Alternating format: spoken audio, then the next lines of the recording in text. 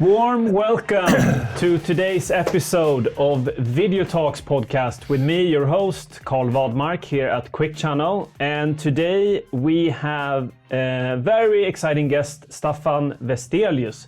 Warm welcome to the show. Thank you very much. How are you doing today, Staffan? Really good. It's starting to get cold outside, so I'm really happy for that because I really love the winter. It's get me calm. I can work in a normal 100% matter way. Yeah. I couldn't agree more, because today we also have the sunshine here in Stockholm. That's not it's really, always the case, right? No.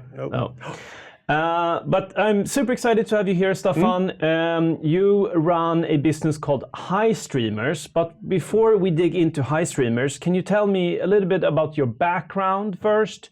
Like, do you have a background in video? And take it away. My background is, it's like entrepreneurship. I started, in fact, when I was 14 years old with my brother. So we have had a music store and we had a production company that were out and renting out PA system and lighting system when I was between 16 and 22. Then I worked on an advertising store in Mariestad, where I'm from. Then I did a university course for media technology. And then after that, I ended up in Stockholm and worked for a commercial advertising store. And then I came to work with new digital media, multimedia that it was called during the 90s. And then I started a company with my colleagues, and then we did e-learning and a lot of development in different softwares. And then we sold it 2019. And after that, I wanted to do something else. And that else became HiStreamers. Cool.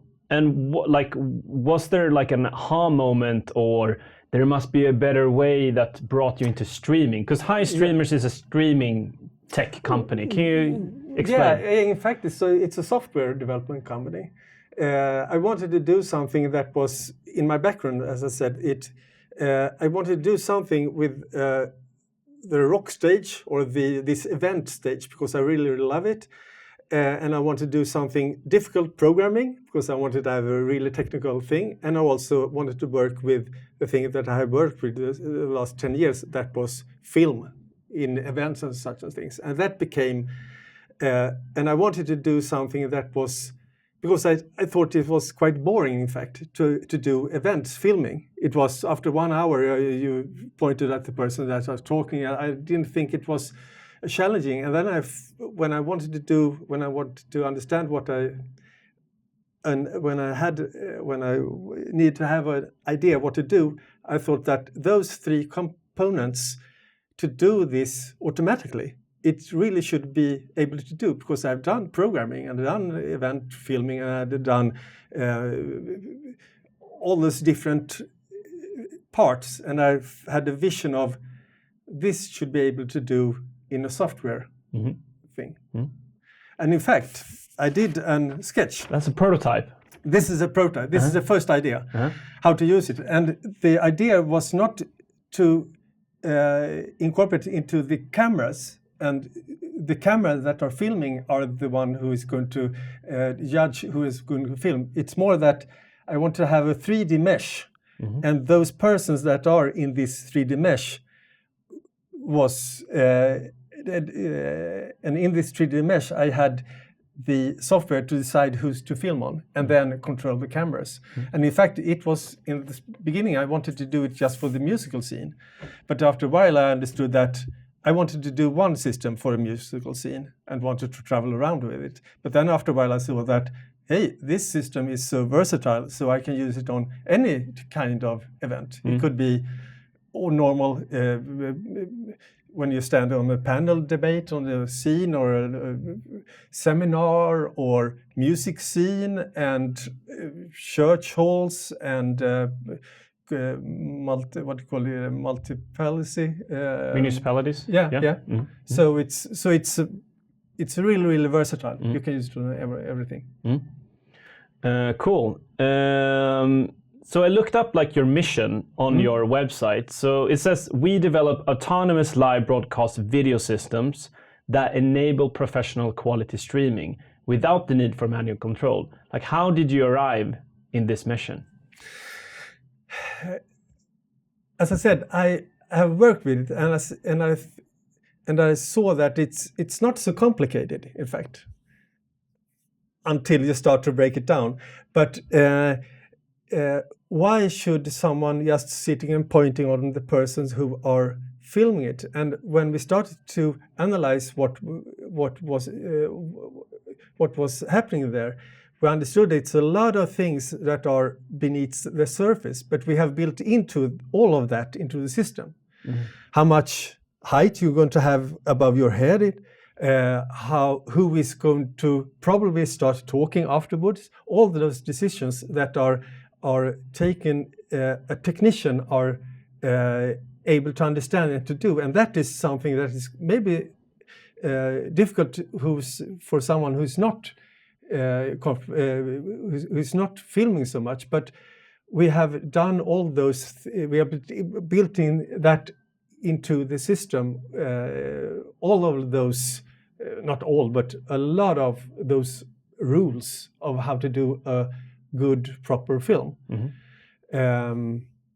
So, and that when we come up with this vision of that we really can, if we do this in a good way, we can expand the amount of event filming, because I think it's so much knowledge and so much events that are filmed, that are taking place out there, but they are not filmed, they're not spread. It's just there and then it's gone. It's Why gone. do you think it's not filmed? Because it's complicated, hard? Or? Yeah, it's complicated. It's been really expensive. It's been difficult to understand how to spread it. And I think that it's a lot of, you have today you have good knowledge and good tools to invite people, to make them come to an event. You can hire an event. It's really, really simple. You have good techniques to run the event. But afterwards, it doesn't happen so much. It's maybe you can stream it, but to where? To YouTube, maybe to Facebook, yeah, a little more, a little less. To LinkedIn, yes, sometimes, but not so much. And I think it's quite a waste of time and effort for all those people, all those companies that are doing those events, and not to take care of that, all this knowledge that people are there that can gain. And when those people that are on this event, when they come back to their office and next day and someone asks them, where were you yesterday? I was on an event. It was a fantastic event. It was really, really good speakers. Yeah, and what did they say? The question is. And they say that, well, it was really, really interesting. They talked about our bread, but I don't remember, but it was really, really fascinating. And that is a really, really bad way of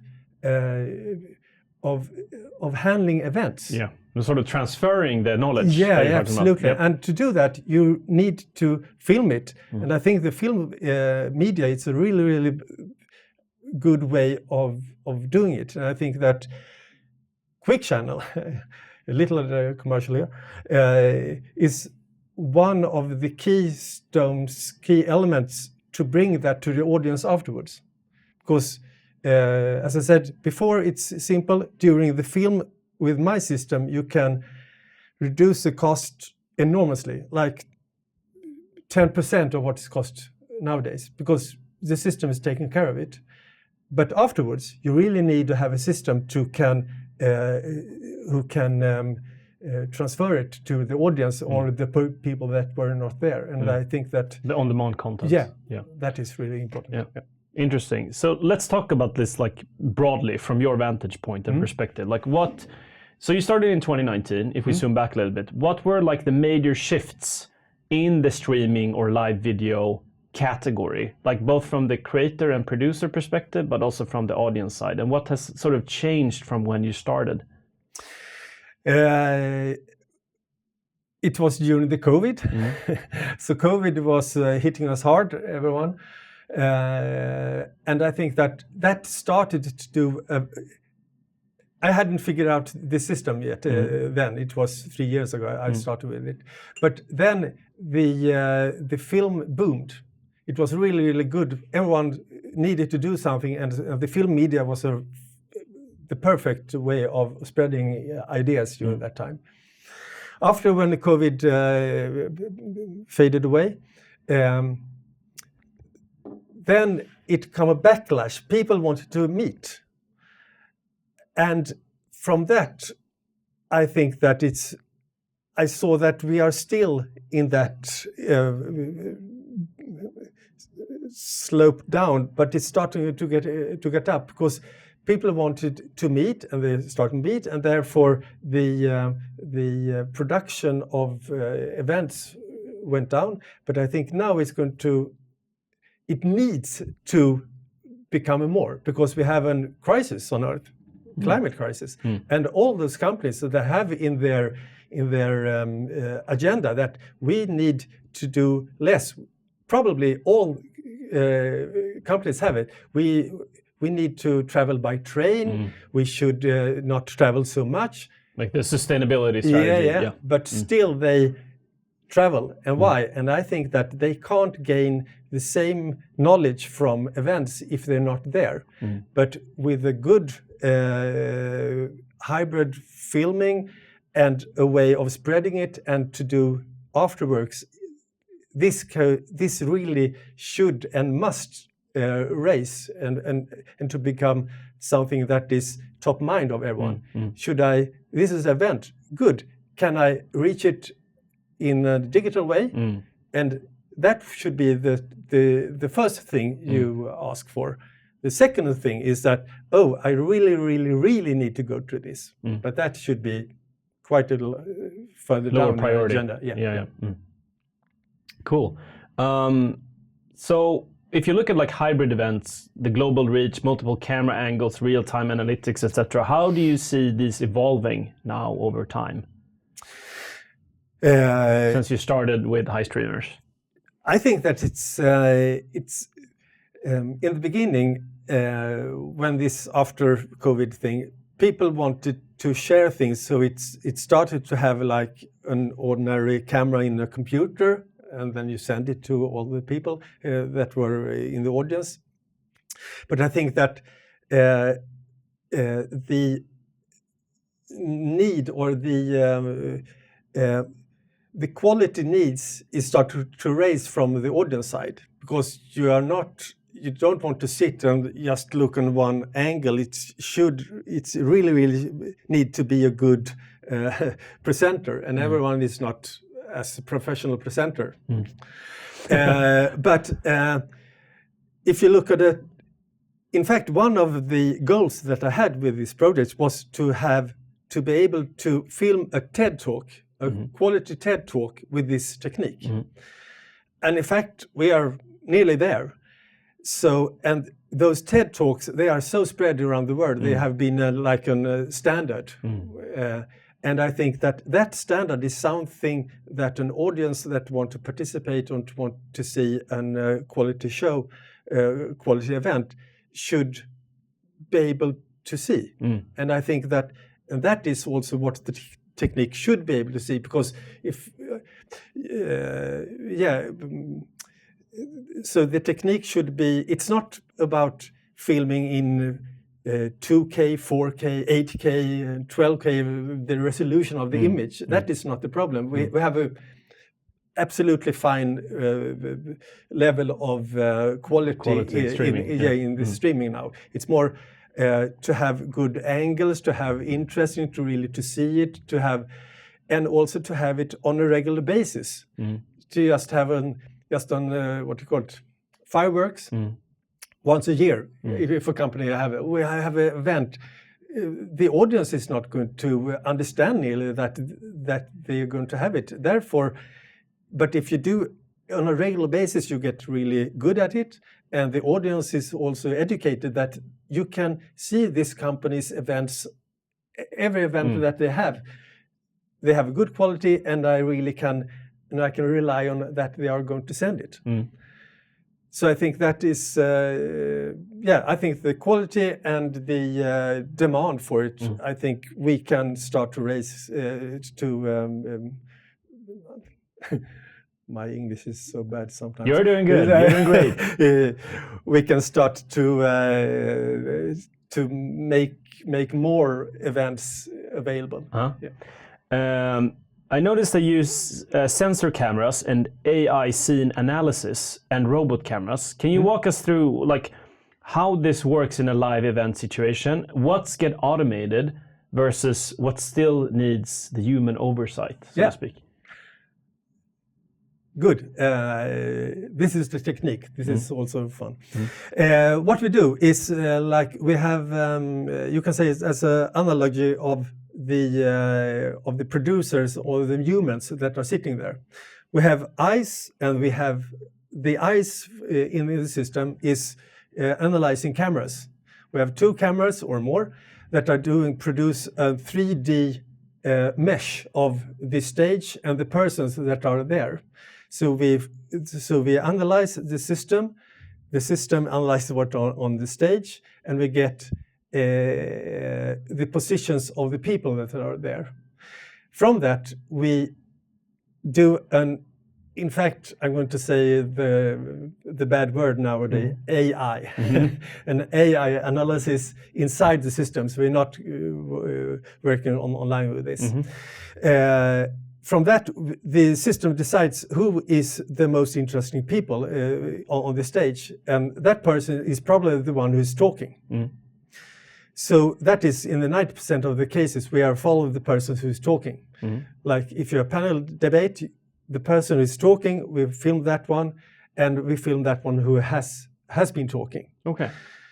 And we do an assumption who is going to be talking in the future. So we have this analyst camera, and we have PTC cameras, who is a robotic camera, who we can control, and we also have static cameras that we also can use.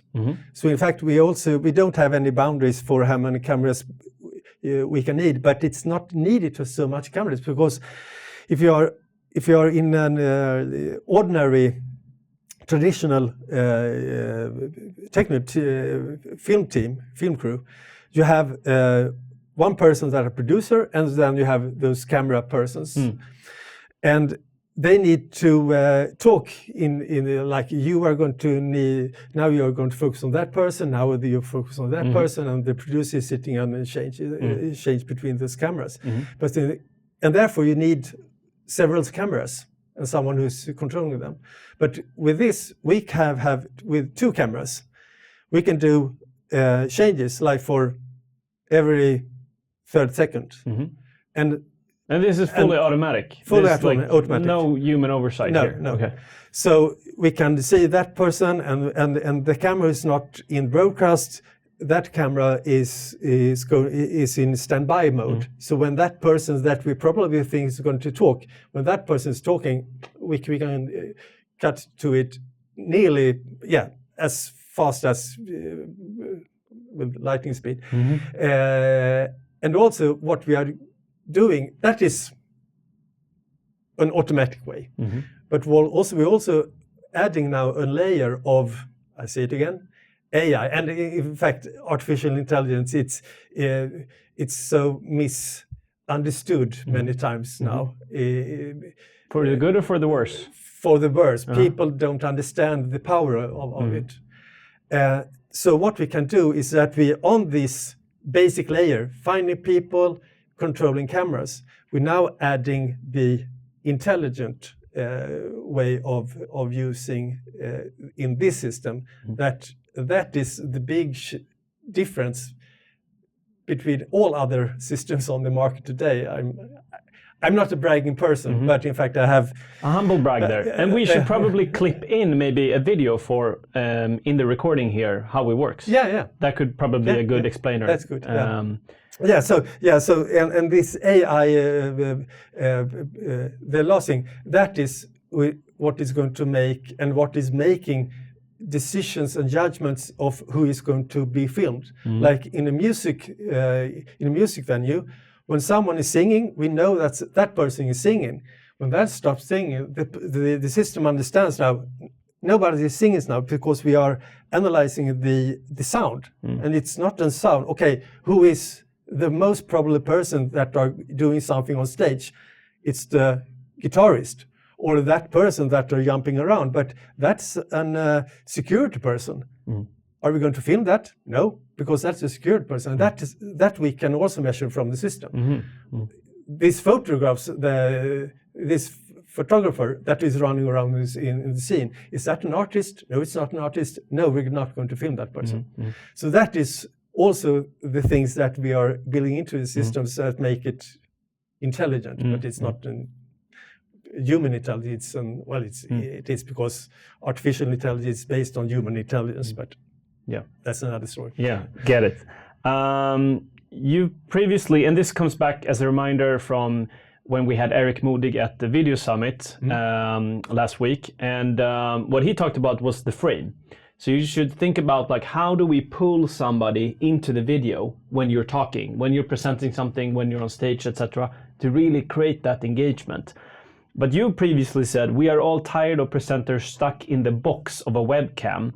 What do you think is lost when we default to static webcams? What is gained when we rethink the stage of streaming?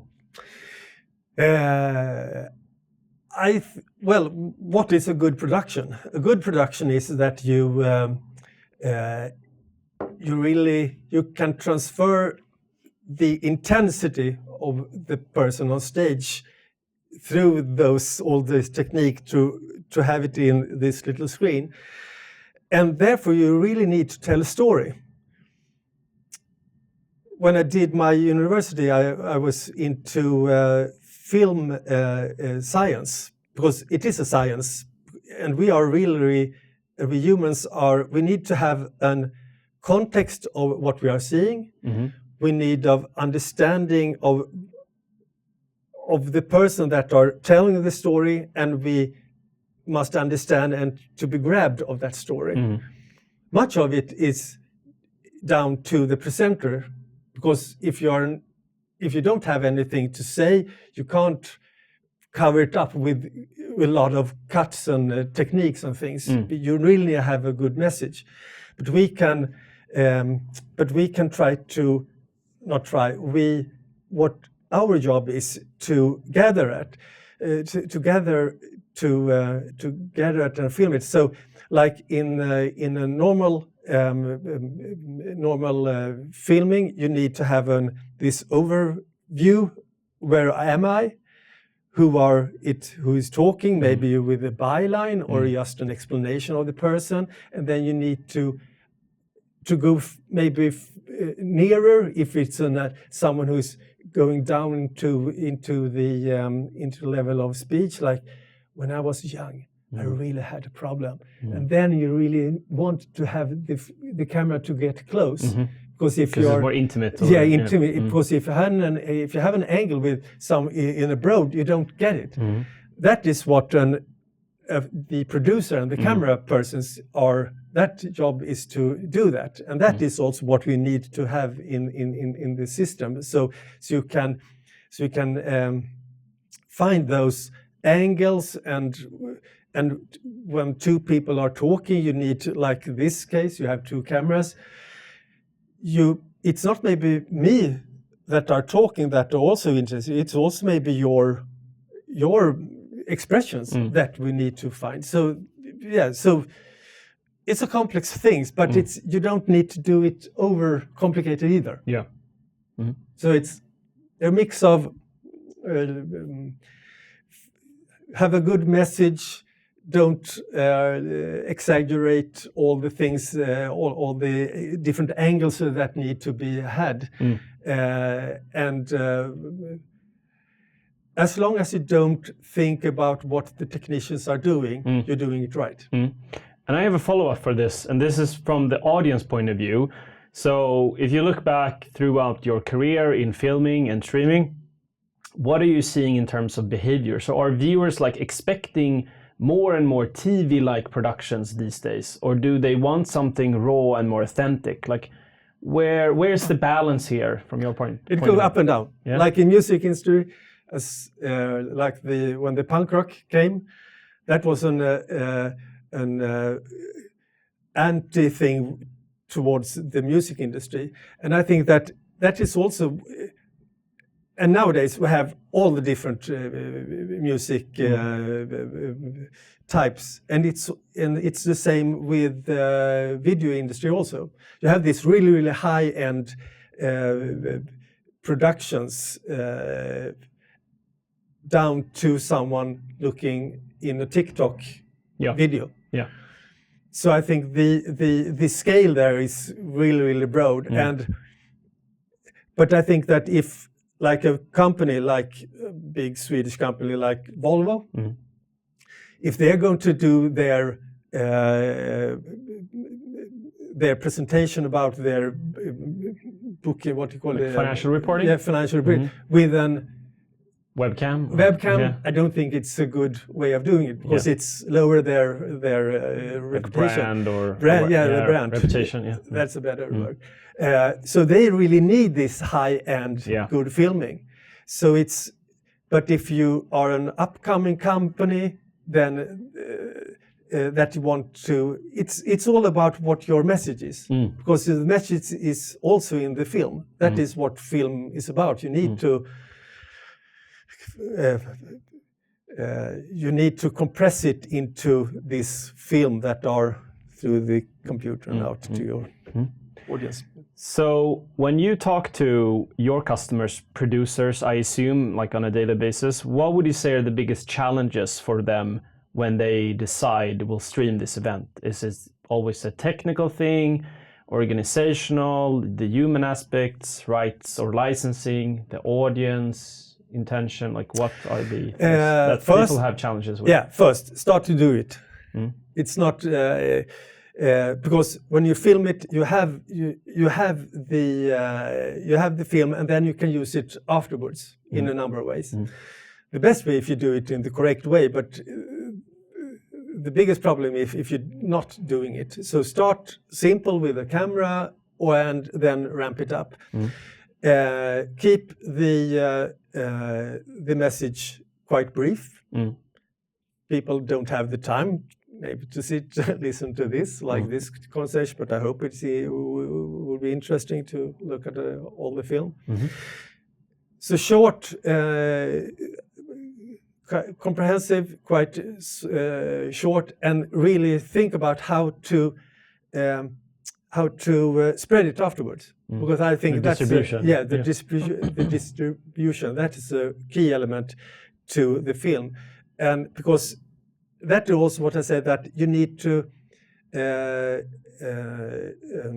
educate and to understand that film is something that it's just what I said, it's not just one fireworks that is what you see on a commercial on TV. You don't see a commercial one time, you see it several times because then it's in your brain. Memorable, memorable. And that's the same with event and the message that companies have to an audience.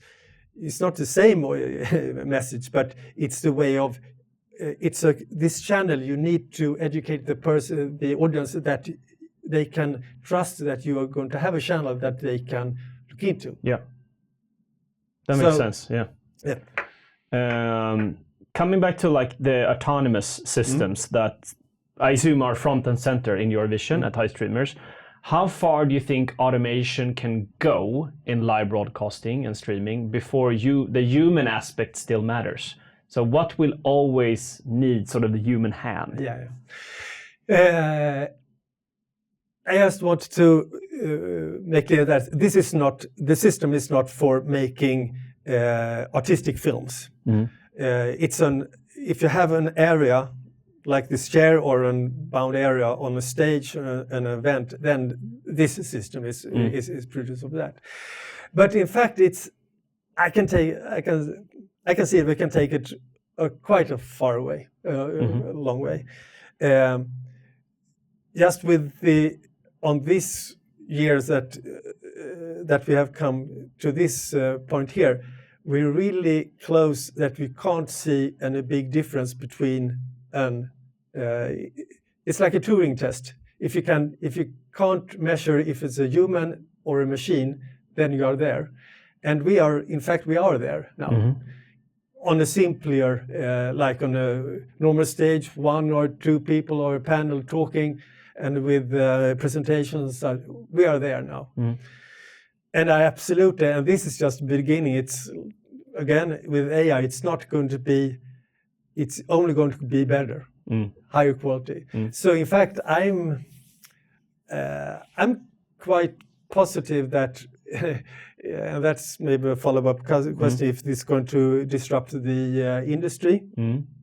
Yes, we can do nearly most of the things that humans do.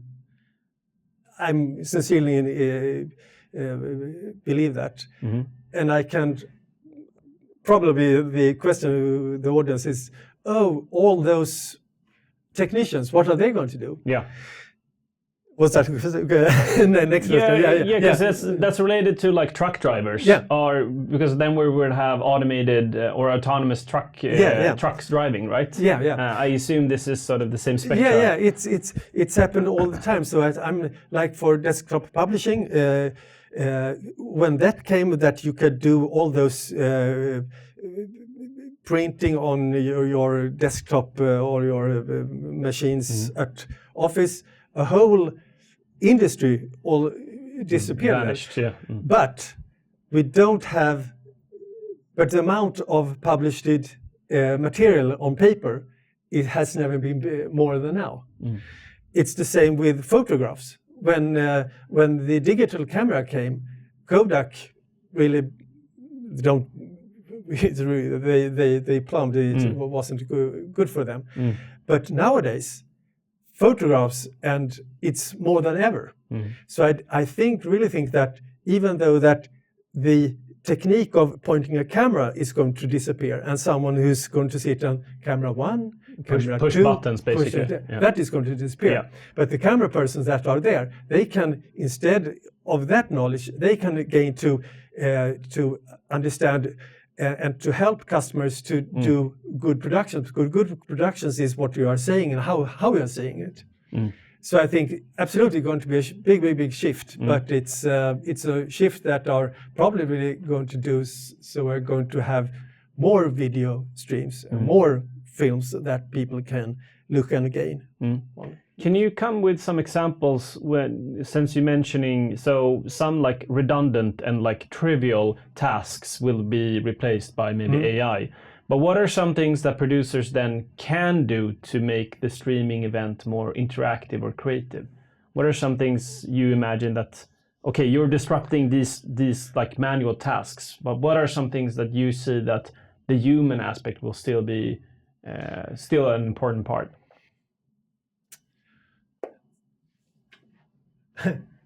My absence of answer is maybe more.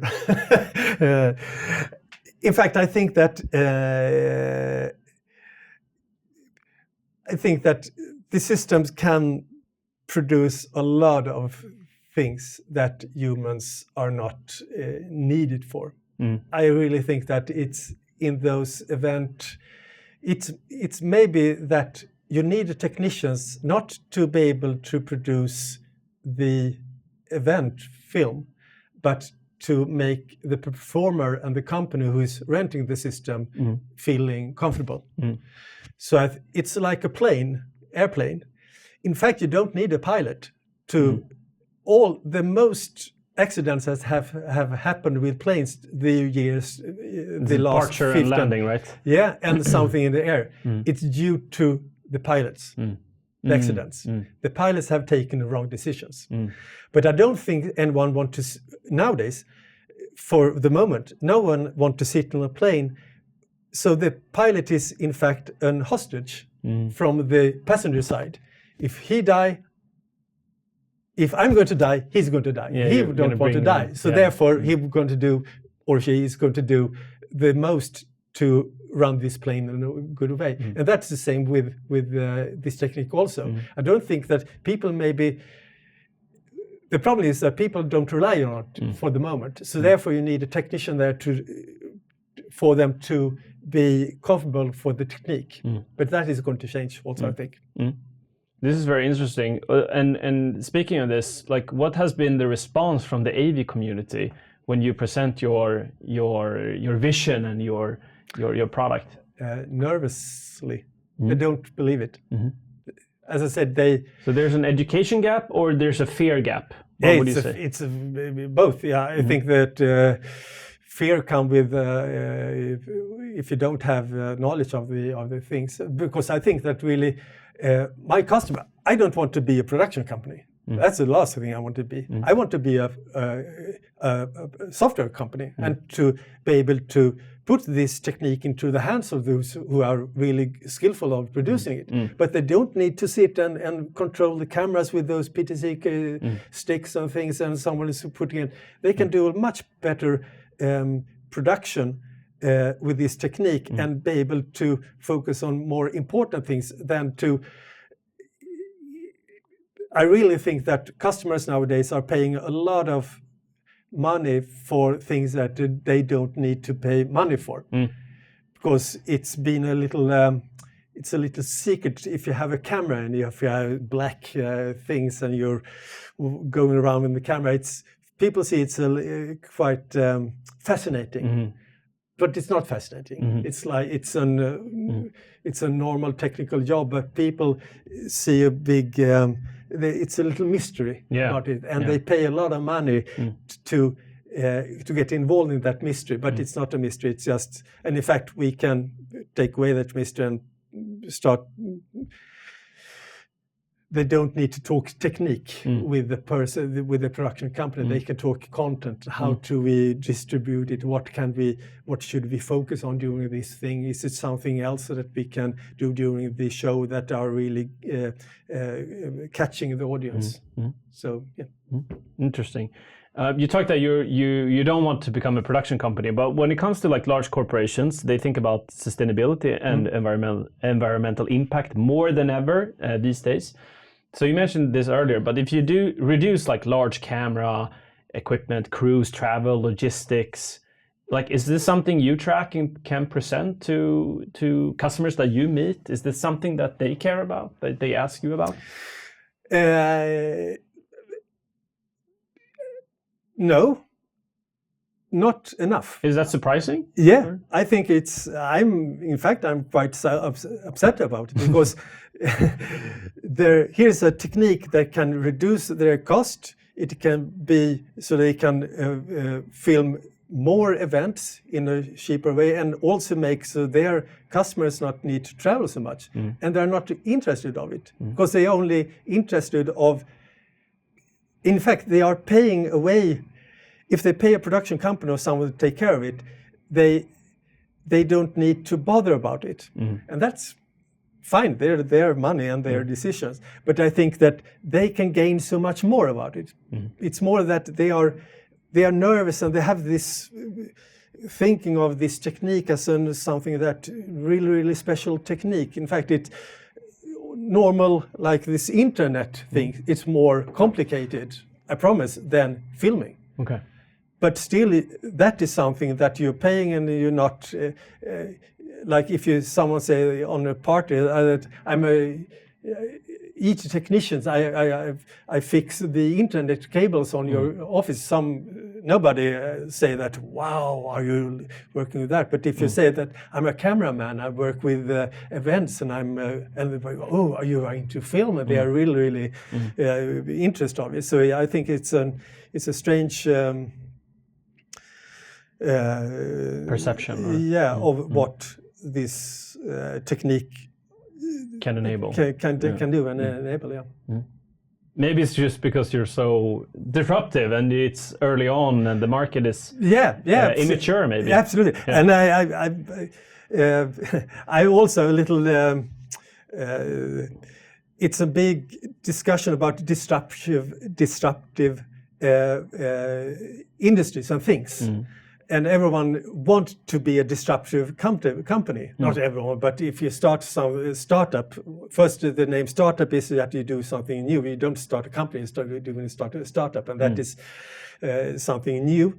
And then you want to have a hit with this disruptive technique that really changes the whole market. Yeah.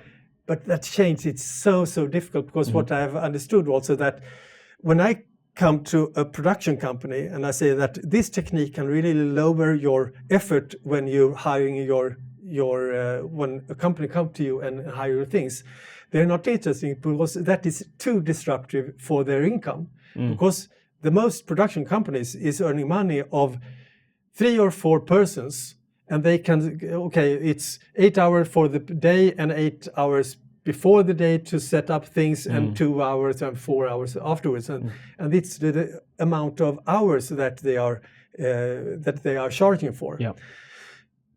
So in their income, or in business model. Yeah, their business. They are not prepared for this. Yeah. And that is the problem with the disruptive ideas. It disrupts the business model for the person. So that's going to take time. I have the time because that is something that I didn't understand was the biggest challenge. I thought the technique was the biggest challenge. Yeah. It has been. It's not. It's more of the ecosystem. That's the problem. It's the ecosystem of the whole this business that are more challenging that I thought of. Because it sounds like quite traditional in that sense, like the way the business model works for AV productions and video producers, etc. And this leads me to naturally a segue into the next question. But when you've been building your company, what have been the biggest setbacks or surprises in building your company and launching HiStreamers? And what have you learned from that? Yeah, maybe this I was ahead of the question. Maybe it is that the disruptiveness was a bigger challenge that I thought of. I thought that when the system was done, I could come to a production company or on an event place and say, hey, I can lower your, instead of 150,000 crowns, you can hire this system for 20,000 crowns, and it's the same thing.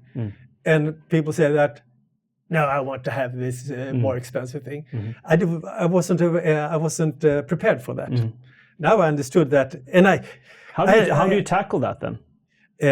Just keep on educating people, send out information, talk with the branch, talk with people that are, or talk with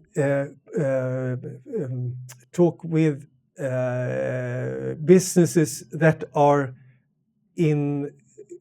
who's working not with the actual streams, the production company, because I understand they have a tough time. I have my best internet place is allabolag.se, that where you can see the financial situation, and it's not many production companies that are profitable. It's not even event companies is not also so profitable. It's quite rare, maybe, in fact, that companies are profitable. So I didn't understand why shouldn't they have this good way of lower their cost. But I understand it's a challenge to change a commercial model. Yeah. And that takes time. So so it's interesting. I think it's really interesting. With automation in live video, we talked about this. Some things get streamlined, but what risks come with this? We didn't talk about the risks. For example, I plotted down here loss of human agency, maybe over-reliance on AI, or everybody looks the same, which can create homogenization. What do you think about this? The risks? One risk is that all the technicians, what are they going to do? But I think that it's going to solve it by itself. Because I think that what we talk here is it's not the same amount of streaming hours that are going to be in the future, and those people that are doing it is going to do less in all those things. It's going to be more streamings. So in fact, I think we are going to need more technicians that are working with those kind of systems in the future here. Not in the future in like 2-3 months, because the future here. With the productions, I don't think it's in fact, it's a problem because all those, as I said, these TikTok videos, they are built in the same way. What do you mean by that? It's a person sitting and talking and looking to the camera, and it's what you are saying and how you are saying that are interesting. We are just doing it with the angles. What I'm more concerned about in that case is all those AI-produced films, content that are done now. Because nowadays I'm not trusting, I'm not even looking on those short reels on YouTube because I don't know if they are true or not. If they are really, wow, and a cat that can walk on a dog that can walk on a donkey. I don't believe it, even though that someone have really trained those animals to do it. I don't think it's not possible. So it's out of my scope. So therefore, also I think that this live information or those live events is going to be even more important in the future, because I know that this company is really doing this. They are not like doing an AI production for something. So I really think that live productions is going to be an stamp of this is true, this is something that really stands like for. Qualitative authenticity, sort of marked content. Yeah, absolutely. I agree. I totally agree. When it comes to like privacy and data concerns, maybe this is not within your field, but your system obviously tracks people, movement, interaction, voice, etc. In a live event context, what are the privacy or ethical considerations that you have to deal with at HiStreamers? Not to film the audience, that not want to be filmed, and to be super, and to be to inform that the event is going to be filmed, and so that is the ordinary GDPR legacy that are into that, and the people that are standing on the stage, they are agreed to be on that stage and also to be filmed. So I think that from my perspective, it's not so. I don't do so much more than what are done nowadays, and for the AI analyzing that we are doing. We're not keeping any. We don't keep anything more about it, and it's in fact you can. We are quite open with it. We have a lot to.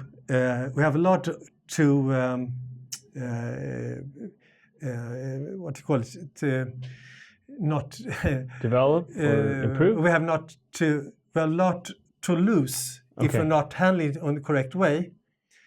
The trolls and the people that you don't see, they are the problem. It's not me that having a system, I know what I'm filming. That is when you're walking around on the streets where it's a problem, when you say something on your LinkedIn or your internet or your Facebook, that is the problem. So in fact, I think that companies that have something to lose, they are not the problem. It's the problem. The problem is maybe it's a digital problem, but that is you need to have an awareness of what this can be. But we have a good legislation in place in Europe with GDPR that if you stick to that as a company, you are quite safe. You're good to go. Yeah. So for venues or event organizers, considering streaming as a way to reach out to their audience, what mistakes do you see often, and what can companies avoid that you come in contact with? Maybe, I have messages that are not so interesting. They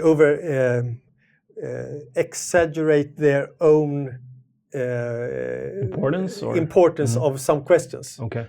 Maybe not that the questions is wrong. It's more that you must find the audience for the right information.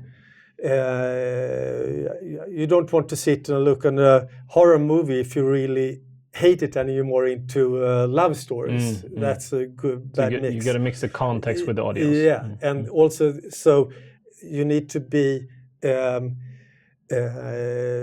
really. You must be focused.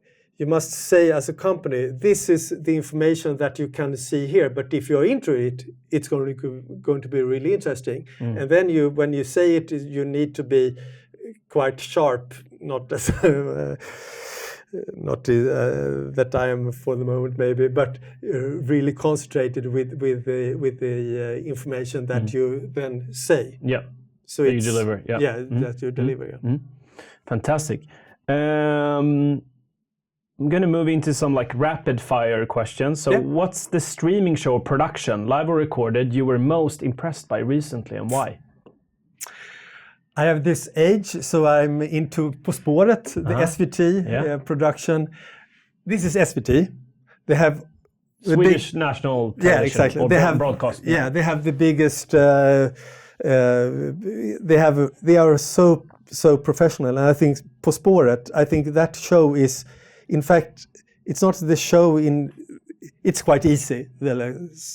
Someone's talking, that is what you're pointing at, and maybe someone's snarling and then looking bad, then they're filming it. It's quite a simple production. But in these music parts, they are fantastic. Both the sound and the artists, but also the filming there. That is something, in fact, I'm sitting, when I'm looking at this, I'm sit and try to analyze what are they doing that make it so fantastic, because it's absolutely fantastic.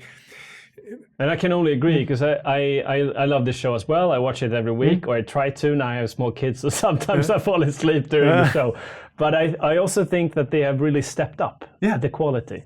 It's fantastic. It's like wow, can they do it? But also they are. You talked, what can companies do to make good productions? That is what this show is based on, to broadcast it. So broadcast come first, and first, and the audience may be in the background, but they are just a little something that need to be there. Fly on the wall. So when a company do a production, think what is needed to be a good stream, what is going to be interesting for the people online to see, and that is what SVT is really, really good at. Good. What is one streaming technology or trend you're excited about, but perhaps not it's out there, so to speak? The AR filming, of course, but except of that, I've been around so long, so I've seen a lot of 360 things. All those techniques is able to use, but they are needed to be used on a specific interesting things. Like I love Formula One to watch those things, but in India, and they have a really, really good production there. But in IndyCar, the American equivalent to Formula 8, they have this on each car. They have a 360 camera where you can pan around as an audience by yourself and really sit there and see. So that's a technique that's been used on a new way. Okay. So I think that, your question there, an interesting technique. Maybe in augmented reality, when they have these screens, when you really can see what your name, and I can have an instead of what I'm having now, I can have the text in front of my eyes, so I can really do a really, really good. So augmented reality is something that I think is going to be also a big game changer here. So augmented reality in answer on that question. Interesting. What's like one streaming myth that you'd like to bust? It's so difficult. No, it's not difficult. Okay. If you have the proper, you must have a good,